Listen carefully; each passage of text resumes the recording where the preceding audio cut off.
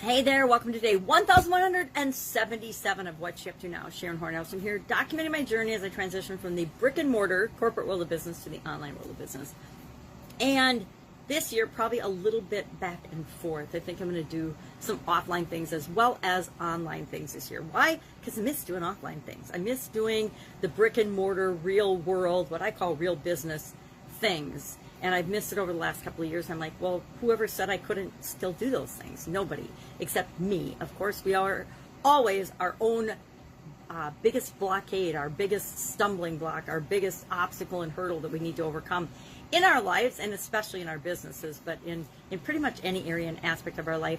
We think there's other things outside of us that are stopping us and preventing us from doing the things that we want, but it's always just us. It's always something inside of us is saying, oh, I don't want to do that. I'm scared. I don't deserve that. Why would I do that? That's too hard. We make up all kinds of excuses and reasons, and we dress our excuses up as reasons, and they sound rational to us, and we convince ourselves. Our subconscious will continue to serve us up an infinite number of excuses and reasons, but they're always just excuses, things that we use to placate ourselves instead of beating ourselves up for why we're not doing the things that we know we should do.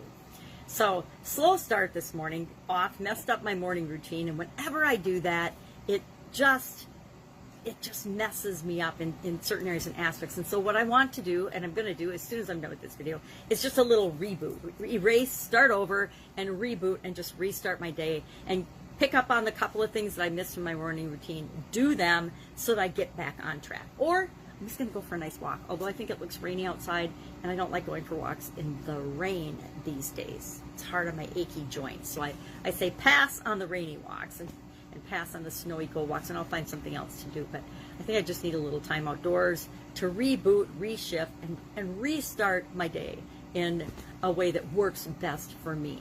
So what are we working on? We're working on, of course, the challenges, the 365-day challenge to do one thing every day that centers us. And today was all about, there's two types of people in the world. People that you lean on, and people that are leaners, and people that lift other people up. So I think we all fill in both roles throughout our life at different times. Sometimes there's situations and there's things going on in all of our lives that we need to be able to lean on and be supported by other people. We need to pay that back and remember that when we're strong, when we're doing all right, we need to help and lift up and support other people as well. So that was our challenge, to do one thing every day that centers you. Doing that this year. 2021 is my year to actually just figure out what makes me tick, what works for me, what doesn't work. And I realized that my morning routine works for me. It makes me feel better. It keeps me aligned. It keeps me going in the direction I want to go. And I need to do that. I don't have to do it every day, but I do notice that I get a little off, and certain things will throw me way off my game. And I don't need to let anything throw me off my game, right? I know better than that. But that's another example of how we undermine ourselves in a lot of different areas and situations in our life. Our Supersize Your Business challenge today was our idiom, our expression, our what does this mean and how can I use it in my business, was on the same page. So how do you get on the same page with respect to whatever it is you're doing? In your relationships, we need to be on the same page in our relationships. I've learned that with respect to our relationships, it's a lot easier to find people that you have things in common with, same core values, same principles, same morals, same values, same beliefs about key areas and aspects of your life, than to think that somebody that has different values, morals, beliefs, feelings, did I say morals, will change theirs. They're never going to change theirs, right? Learned that lesson in my marriage, that we had similar core beliefs, and I thought we had a very good core belief match, but there were a couple of things that he didn't have as core beliefs that I do that were deal breakers. And so after 25 years, I got divorced. And maybe I didn't do a good enough job screening my candidates when it came to picking a spouse, but you know, that's one of the lessons that I needed to learn in my life, and we all have those. So with respect to our relationships, we want to be on the same page with people. Well, the same is true in our business and in other areas and aspects of our life. We want to make sure that we're aligned with people in the ways that matter, and we're open and flexible enough to be diverse in the ways that don't matter. There's a lot of things that don't matter with respect to our businesses and our lives. As far as I'm concerned, in my business, it doesn't matter what race, religion, political persuasion, belief in a lot of areas people are. It just doesn't matter.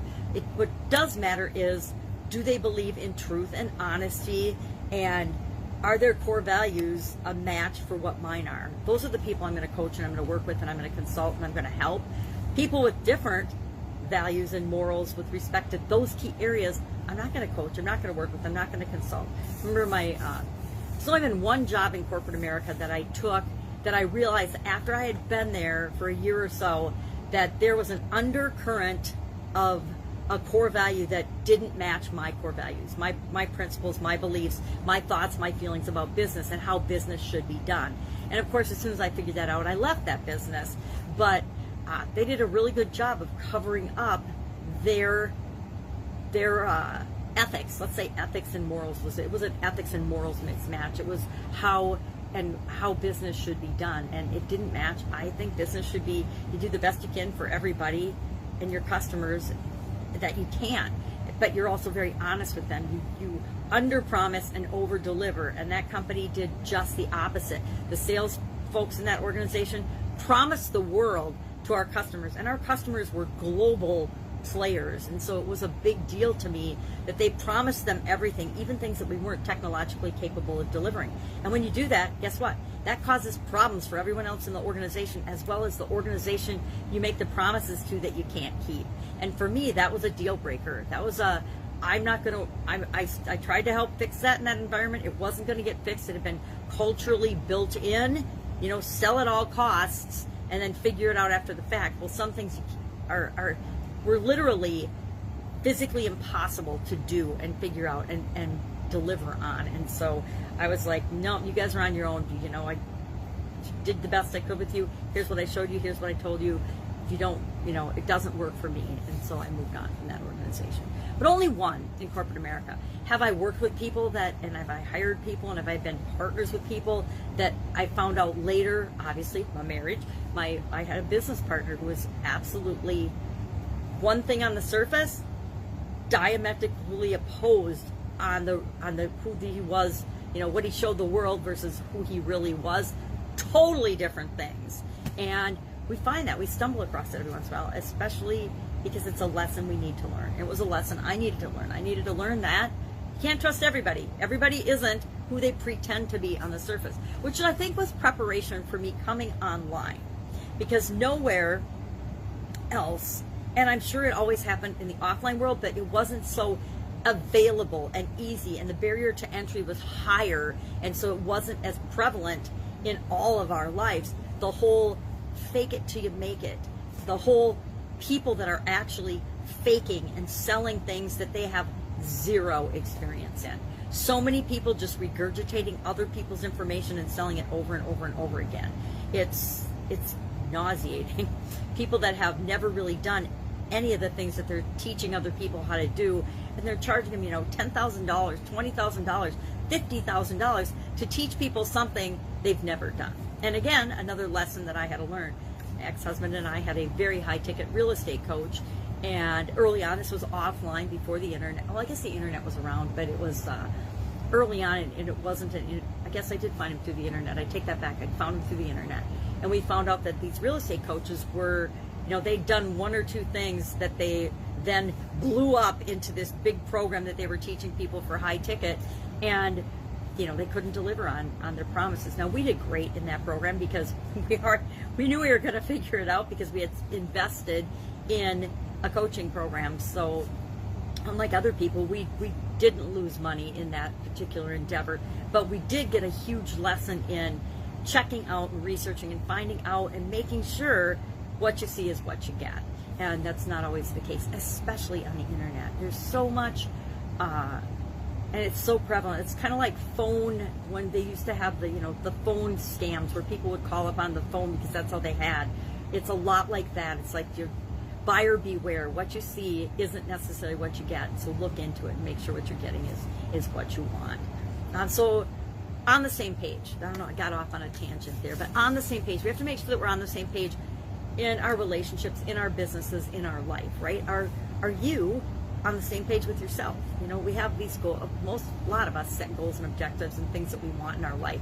But are you actually moving toward those things that you want? Are you on the same page with, the bigger version of you that wants things and goals? So I'm beating myself a little bit up about this today because this weekend was kind of a wash.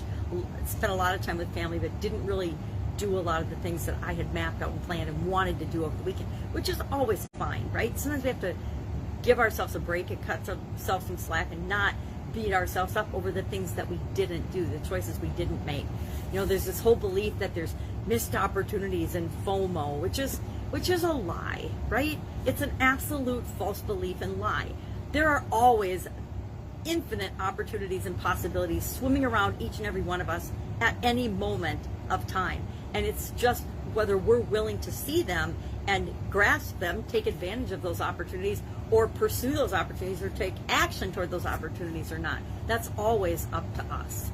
So we've got the 365-day challenge. We've got the Supersize Your Business challenge. Oh, Get Up and Go challenge. Today we hopped into the financial arena. We're using the SOAP framework to install and guarantee that we get better results after any change or challenge we face than before we face that.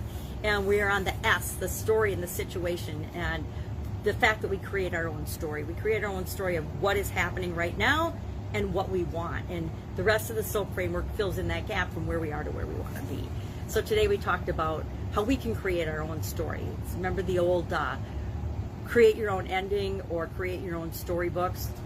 I used to read them to my kids. Goosebumps had a whole series of them, and some of the books in the Goosebumps series were the create your own ending or choose your own ending or make your own story, and they would have pages and different routes that you could take through the books, and depending on what choices you made throughout the story, a lot like our lives, would determine the ending, would determine where you end up.